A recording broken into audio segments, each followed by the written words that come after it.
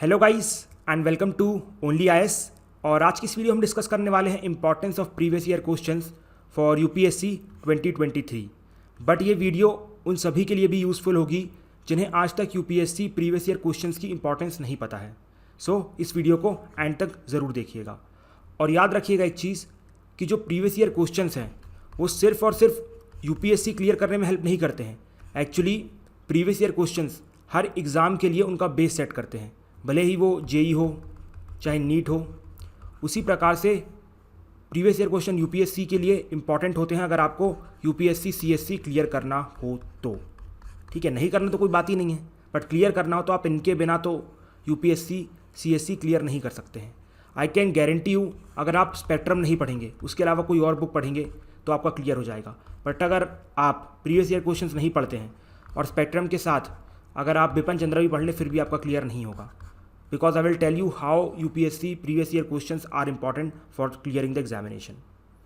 ठीक है, but before moving to the topic I would like to tell you something about our Prarambh batches.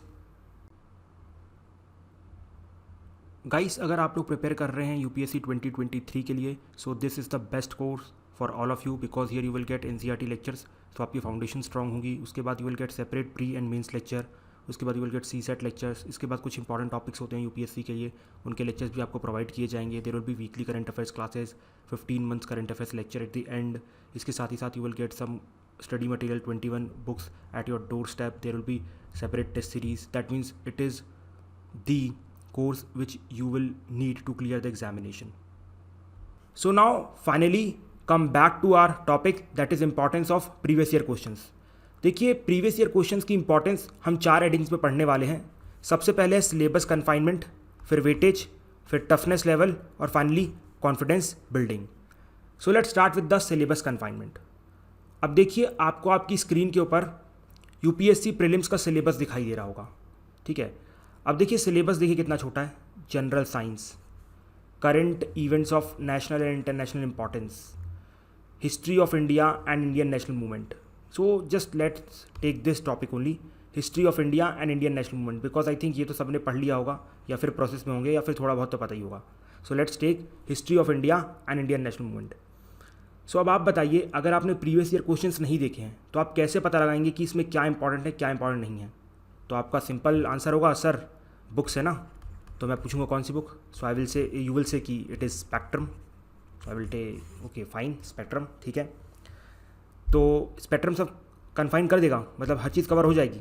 तो आप बोलेंगे sir और क्या है, बिपिन चंद्र भी पढ़ लेंगे अगर आपको कम लग रहा है तो। ओके, अब कुछ लोग बोलेंगे कि सर ये भी कम पढ़ रहा है तो रामचंद्र गुहा भी पढ़ लेंगे। तो देखिए, जैसे जैसे आप राइटर्स के नाम बढ़ाएंगे ना, उन्हीं प्रकार से उनका सिलेबस भी बढ़ता जाएगा। देखिए, आई एम नॉट टेलिंग कि मॉडर्न इंडिया बढ़ रहा है, बट ना उनके एक्सप्लेनेशन बढ़ते जाएंगे। फॉर एग्जांपल, यहाँ पर बहुत ज़्यादा फोकस होगा कम्युनलिज्म के ऊपर, पॉलिटिक्स के ऊपर and everything what was going under the Congress, वो सब डिस्कस होगा। तो वेयरएस अगर आप सिर्फ स्पेक्ट्रम पढ़ते हैं तो बहुत कम डिस्कस होगा, यहाँ पर सिर्फ और सिर्फ फैक्ट टू फैक्ट डिस्कस होंगे और यहाँ पर थोड़ा आपका नॉलेज बेस बढ़ेगा। So how will you pick the important topics और इंपॉर्टेंट चैप्टर्स? और ऊपर सब लोग बोलते हैं ना कि सर थोड़ा बहुत स्पेक्ट्रम से पढ़ लेंगे और बिपिन चंद्र के सेलेक्टेड चैप्टर पढ़ लेंगे, तो व्हाट आर दो सेलेक्टेड चैप्टर, वो सब कैसे पता चलता है? ठीक है, तो सिर्फ बुक्स पढ़ के तो कुछ नहीं होगा, because it is not a school examination कि आप यहाँ पर 2 बुक पढ़ लेंगे और वहीं से क्वेश्चन आएंगे और आप वहाँ से टिक कर देंगे। ऐसा बिल्कुल भी नहीं होने वाला है। यहाँ पर आपको प्रीवियस ईयर क्वेश्चंस का गेम खेलना पड़ेगा। अब let me tell you how. Look at this slide. ठीक है, अब मैं यहाँ पर आपको 30 सेकेंड देता हूँ, आप पॉज करेंगे और उसके बाद कमेंट सेक्शन में 2 इन्फ्रेंसेस ड्रॉ करेंगे कि आपने इस स्लाइड से क्या सीखा, क्या आपकी ऑब्जर्वेशन थी। ठीक है, so I'm not going to stop, you have to stop 30 seconds and I will continue. Okay, so comment section में लिख दिया ना, चलो ठीक है। तो क्या आपने नोटिस किया? पहली चीज़ क्या नोटिस की होगी कि यूपीएससी 1990 से लेके 2010 तक लगातार गांधी इरविन को एज आ ऑप्शन पूछ रहा था। देखो, Gandhi Irwin option, Gandhi Irwin option, Gandhi Irwin option. अब 2022 में suddenly it asked Gandhi Irwin pact question, option question बन गया। तो ये क्या दिखा रहा है? ये दिखा रहा है कि यूपीएससी का हमेशा से इंटरेस्ट था इस टॉपिक के ऊपर। वो आपको बार बार हिंट भी कर रहा था कि भाई पढ़ लो पढ़ लो पढ़ लो, लेकिन आपको पढ़ना ही नहीं था बिकॉज आप तो भाई बुक्स पढ़ रहे थे। हम तो यूपीएससी प्रीवियस क्वेश्चन नहीं पढ़ने वाले हैं।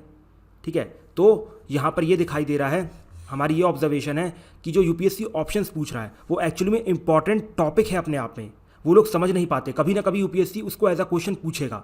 अब जैसे यहाँ पर कैबिनेट मिशन है, कभी ना कभी इसके ऊपर क्वेश्चन आएगा। साइमन कमीशन है, कभी ना कभी क्वेश्चन आएगा। क्रिप्स मिशन है, कभी ना कभी क्वेश्चन आएगा। और यही टॉपिक अगर आप देखिए तो मेंस पे भी रिपीट होंगे। जैसे आप एक चीज़ यहाँ पर नोटिस करेंगे, क्रिप्स मिशन, कैबिनेट मिशन, ये सब क्या था? 1940s के बाद की पॉलिटिक्स थी। और यूपीएससी ने क्वेश्चन पूछा था कि इंडिया को क्या क्या प्रॉब्लम हुई। मेंस में बता रहा हूँ, मेंस पे क्वेश्चन पूछा इंडिया को क्या क्या प्रॉब्लम हुई अपनी इंडिपेंडेंस अचीव करने में, ये मिशन एंड ऑल एक्सप्लेन करो। तो इन शॉर्ट डिराइव यहीं से हो रहे हैं, बट बंदे देख नहीं पा रहे हैं बिकॉज वो लोग ऑब्जर्व ही नहीं करना चाहते हैं। ठीक है, अब यहाँ पर जैसे इंपॉर्टेंट पॉइंट्स हैं, तो यूपीएससी वन और दी अदर वे इनको कभी ना कभी एज अ ऑप्शन या फिर एज अ क्वेश्चन यूज़ करेगा। ठीक है, यूपीएससी आपको दिखा रहा है कि भाई हमारा एक क्वेश्चन बैंक है, आप क्यों फोकस नहीं करना चाहते हो, क्यों आप बकवास की चीज़ें पढ़े जा रहे हो, हमने जब ऑलरेडी इतने सारे क्वेश्चन बना दिए हैं। ठीक है, अगर आप 1979 से 2020-21 तक के क्वेश्चन एनालाइज करो तो यू विल नोटिस कि भाई हाँ, यूपीएससी तो बार बार सेम टॉपिक ही रिपीट कर रहा है। अब कुछ लोग एक वीडियो निकालते हैं प्रीलिम्स पहले कि important topic for modern India, वो कुछ नहीं कर रहे हैं, यहीं से दोबारा जो टॉपिक्स हैं उनको देख के बता दे रहे हैं। अब देखिए जैसे रॉलेट एक्ट है, इंपॉर्टेंट है, ऑलरेडी यूपीएससी बहुत बार पूछ चुका था 2003 में, उससे पहले भी पूछ चुका है। सुभाष चंद्र बोस उनका फॉरवर्ड ब्लॉक पूछ चुका है, फिर से दोबारा रिपीट कर रहा है। तो इस चीज़ को हम तब समझेंगे जब हम प्रीवियस ईयर क्वेश्चन के डेप्थ में जाएंगे। ठीक है, आपको यहाँ पर रिवर्स इंजीनियरिंग करनी पड़ेगी। फॉरवर्ड ब्लॉक क्या था, एक दो इंपॉर्टेंट पॉइंट्स देख लिए, आगे के क्वेश्चंस में काम आ सकता है ये। ठीक है, तो this is the thing which we have derived from this slide.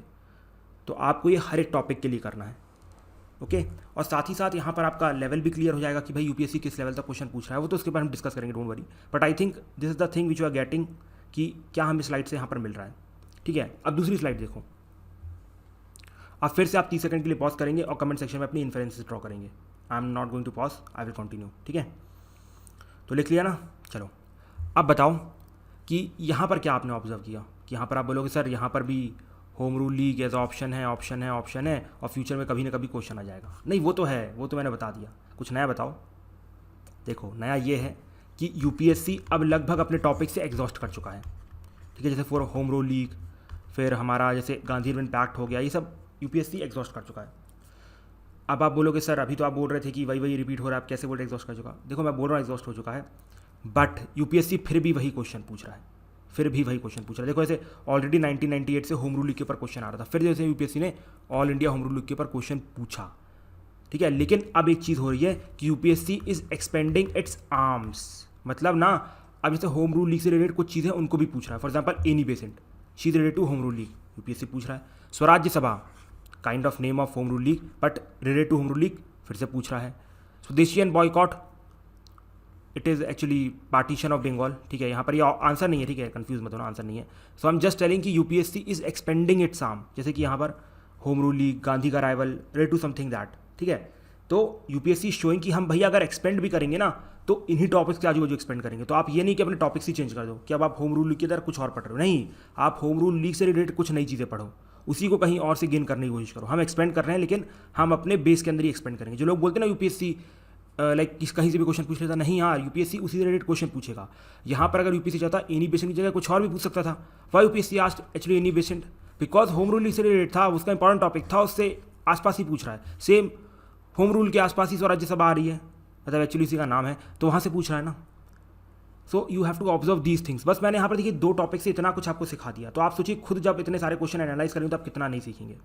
ठीक है, so this is my first purpose to tell you that syllabus confinement सिर्फ और सिर्फ प्रीवियस ईयर क्वेश्चन से हो सकता है। Syllabus is very short.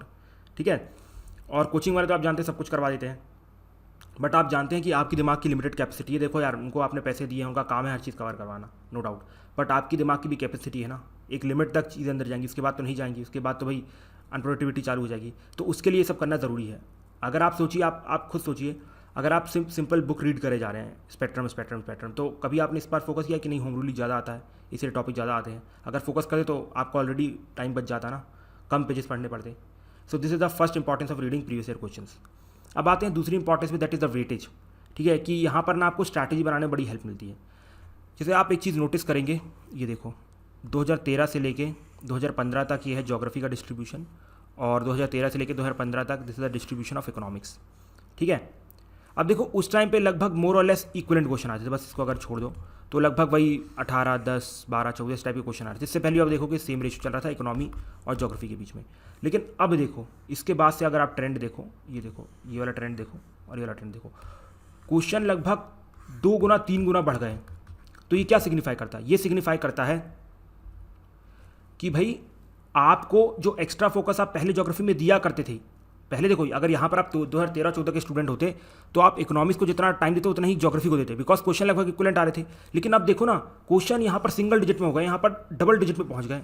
तो अब यहाँ पर आपको ज्योग्राफी का टाइम कम करना पड़ेगा और इकोनॉमिक्स में टाइम बढ़ाना ही पड़ेगा।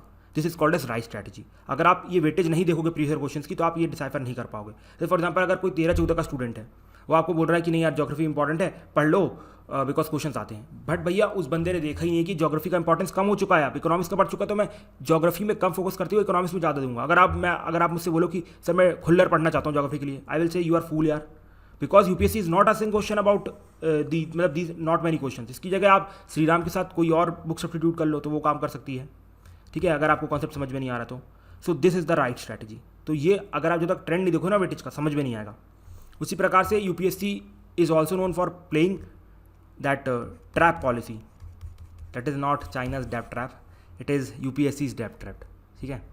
तो ये यहाँ पर देखो इंटरनेशनल रिलेशन में देखो यूपीएससी ने 17 में 3 क्वेश्चन पूछे, फिर 18 में 8, फिर यहाँ पर गिरा के 2 और 3 कर दिए। इसका क्या मतलब है, देखो जब पहली बार यूपीएससी में लाइक 8 क्वेश्चन आए थे ना रिगार्डिंग आईआर, वो इंटरनेशनल ऑर्गेनाइजेशन सभा हुआ था, सब ने ना लाइक बड़े बड़े चिट्ठे निकाल दिए थे, 60 पन्ने के, 70 80 100 पन्ने के, और सबने रटना चालू कर दिया था। यूपीएससी ने आपको फंसा दिया, भाई क्वेश्चन ही नहीं पूछेंगे, कर लो अटेम्प्ट। सेम रिपोर्ट इंडाइसिस के साथ हुआ, एकदम से क्वेश्चन आए 2-3, फिर एकदम से कम हो गए, लोगों को लग रहा था ईजी है ले लेते हैं। तो यार ये जो यूपीएससी का ट्रैप है ना, इसमें मत फंसना, सबको लगभग इक्वल इंपॉर्टेंस देके चलना, तभी आपको फ़ायदा होगा, ठीक है। अब ऐसा नहीं कि कोई क्वेश्चन आया ऐसे, पिछली बार लाइक एग्रीकल्चर आया ना 2020 में, सबने बिल्कुल एग्रीकल्चर के नए नए कोर्स चालू कर दिए, ठीक है। अब देखो यूपीएससी ने एकदम से सिर्फ 2 ही क्वेश्चन पूछे, गिरा दिया यूपीएससी ने आपको धक्का मार के, लाइक 2019 में 2 थे, फिर एकदम से यहाँ पर 8 हो गए, फिर दोबारा यहाँ पर कम हो गए 21 में। तो लाइक इस ट्रैप में मत फंसना कि यूपीएससी ने इस साल पूछ रहे तो उसको ज़्यादा पढ़ेंगे, ये it is not board examination. मैं आपको पहले ही बोल रहा हूँ, यहाँ पर आपको चीज़ें बैलेंस करके चलनी पड़ती हैं। जो कम आ रहा है ठीक उसके ऊपर कम फोकस करेंगे, जो आज ज़्यादा आ रहा है उसके ऊपर ज़्यादा फोकस करेंगे, लेकिन लीव कुछ भी नहीं करेंगे, थोड़ा बहुत पढ़ के जाएंगे जिससे क्वेश्चन बन जाए। तो हमने यहाँ से 2 चीज़ सीखी स्लाइड से। अब आते हैं तीसरी स्लाइड पे कि भाई टफनेस लेवल कैसे पता चलती है। देखो यूपीएससी आप सभी जानते हैं कि बहुत सारे एग्जाम्स कंडक्ट करता है, सीडीएस कंडक्ट करता है, सीएपीएफ होता है, एनडीए होता है, आईईएस होता है, बहुत सारे एग्जाम्स होते हैं, ठीक है। और यूपीएससी हर किसी में जनरल स्टडीज़ पूछता ही है, ठीक है। लेकिन ना जब तक आप एक्चुअल पेपर नहीं देखोगे उसी एग्जाम का तो आपको उसका लेवल पता नहीं चलेगा। जैसे एग्जाम्पल के तौर पर अगर आप सीडीएस दे रहे हो तो आपको सीडीएस के पेपर देखना ज़रूरी है। ऐसा नहीं कि आप यूपीएससी के देख लोगे और आप सीडीएस सॉल्व कर ले जाओगे, ऐसा नहीं होगा, बिकॉज ना टफनेस डिफर करती है। फॉर एग्जाम्पल यहाँ पर अगर एक क्वेश्चन है टाबू मोनेस्ट्री के ऊपर, ठीक है, टाबू मोनेस्ट्री के ऊपर, तो यूपीएससी आस्किंग कि भाई ये स्पिटी वैली में लोकेटेड है कि नहीं है। अब यही क्वेश्चन अगर यूपीएससी सीडीएस में पूछता तो डायरेक्टली स्टेट का नाम दे देता, जैसे यहाँ पर जस्कर है तो डायरेक्टली यहाँ पर कश्मीर का नाम दे देता, जम्मू का नाम दे देता, ठीक है। बट यहाँ पर वैली बता रही, बिकॉज यूपीएससी एक्सपेक्ट करता है कि आपको पता होना चाहिए। तो टफनेस लेवल भी हमें यूपीएससी प्रीवियस क्वेश्चन से ही पता चलती है, ठीक है। एंड लास्ट में जो सबसे ज़्यादा इंपॉर्टेंस होती है प्रीवियस क्वेश्चन की, it is about the confidence building, ठीक है। कि you will notice one thing कि भैया कोई भी कोचिंग इंस्टीट्यूट आज तक यूपीएससी के लेवल का पेपर सेट नहीं कर पाया, और वो दिखाने के चक्कर में कि नहीं भैया हम तो यूपीएससी लेवल का पेपर सेट कर रहे हैं, इरेलेवेंट क्वेश्चन डाल देते हैं। अगर आप कभी भी क्वेश्चन देखोगे यूपीएससी करंट अफेयर्स के, तो यूपीएससी कोई भी ऐसा करंट अफेयर नहीं पूछता जो न्यूज़ में नहीं था। मुश्किल से 1-2 क्वेश्चन ऐसे होंगे, बिकॉज यूपीएससी वांट कि आप वो क्वेश्चन अटेम्प्ट ना करो, इसलिए वैसे डालता है, ठीक है। बट फिर भी ऐसे कोई क्वेश्चन नहीं होंगे जो आपने कभी सुने ही ना होंगे, हर बार आपने कुछ ना कुछ सुना होगा, बस यूपीएससी ऑप्शन इस प्राइस से सेट करता है कि हम उसे अटेम्प्ट नहीं कर पाते हैं, ठीक है। तो और ये कोचिंग वाले क्या करते हैं, इरेलेवेंट क्वेश्चन डाल देते हैं। अब इससे इसका इंपैक्ट क्या होता है, इसका इंपैक्ट उनके ऊपर तो कुछ नहीं है, ठीक है, उनकी तो जेबें भर रही है, लेकिन आपका क्या लॉस होता है कि आपका कॉन्फिडेंस लेवल गिर जाता है। आप बोल रहे भाई ये नहीं बन रहा तो वो कैसे बनेगा, यूपीएससी तो आर्ट ऑफ पेपर सेट करता होगा, ऐसा नहीं है यार। यूपीएससी में आपको ऑलरेडी बता चुका हूँ, कुछ बैंक के ऊपर सेट है, ठीक है, उसने कुछ टॉपिक्स डिसाइड कर लिया है, उसी के आज मुझे एक्सपेंड कर रहा है, वहीं पर डेप्थ पूछा जा रहा है। अगर आप उनको अच्छे से पढ़ो तो आप बहुत आराम से प्रीलिम्स क्वालिफाई कर सकते हो, ठीक है। Same goes with the mains also, ठीक है। तो what I will suggest you here कि प्रीवियस ईयर क्वेश्चंस के लिए कि अगर आपके पास टाइम है, if you are starting early, so 1979 से लेके 2020-21 तक के सारे क्वेश्चन अटैम्प्ट करो, ठीक है। पहली चीज़, एक्चुअली कोई भी आपको मार्केट में बुकलेट मिल जाएगी, विशाल की, दिशा की, जो भी है सब मिल जाएगी, तो जहाँ सॉल्व करना टॉपिक वाइज अवेलेबल होंगे, सॉल्व कर लेना। फॉर एग्जाम्पल अगर आपने मॉडर्न इंडिया पढ़ना है, ठीक है, तो मॉडर्न इंडिया के एक बार प्रीवियस क्वेश्चन देख लो, फिर पढ़ो और फिर दोबारा आखिरी में देख लो, तो इट विल बी हेल्पफुल, ठीक है। और इसके बाद I will also give you a study tip कि भाई you should also attempt the previous year question of CDS, NDA and CAPF, और यहाँ पर सिर्फ और सिर्फ 10 साल के क्वेश्चन, ठीक है, मतलब 2010 से लेकर 2021 तक के क्वेश्चन सॉल्व करना। बाकी नहीं। अब आप बोल रहे हो sir why CDS NDA and CAPF। देखो मैंने बताया UPSC का एक बैंक है और वो हर क्वेश्चन में घुमा रहा है, हर एक पेपर में वही घुमा रहा है। Let me show you a magic. ये 2021 का आर्ट एंड कल्चर का क्वेश्चन है और this was considered as the toughest question कि भाई tell me what is Bhavabhuti, what is Hastimalla, what is केशवरा, व्हाट आर द लाइक ये किस लिए फेमस है। इसका आंसर था प्ले राइट्स। ठीक है, अब देखो UPSC ने CDS 2015 में ऑलरेडी भावभूति के ऊपर क्वेश्चन पूछा था और ये सब प्ले राइट्स हैं। अगर आप सिर्फ भावभूति उस टाइम पे अगर टाइप कर देते गूगल में तो आपको पता चल जाता है it is a play right और किसी न किसी से रिलेट हो जाता। ठीक है, तो हम जस्ट टेलिंग कि UPSC टॉपिक्स घुमा रहा है, बस लोग पकड़ नहीं पा रहे हैं। ठीक है, सो आई एम टेलिंग कि अगर आप प्रीवियस ईयर क्वेश्चन अगर देखेंगे CDS के, NDA के, CAPF के, तो आपको वहाँ पर रिपीटेशन में देखने को मिलेगी। उसी प्रकार से एक क्वेश्चन था इस बार सैन फ्रांसिस जेवियर के ऊपर, वो टॉपिक UPSC ने ऑलरेडी NDA 2010 में पूछ चुका है।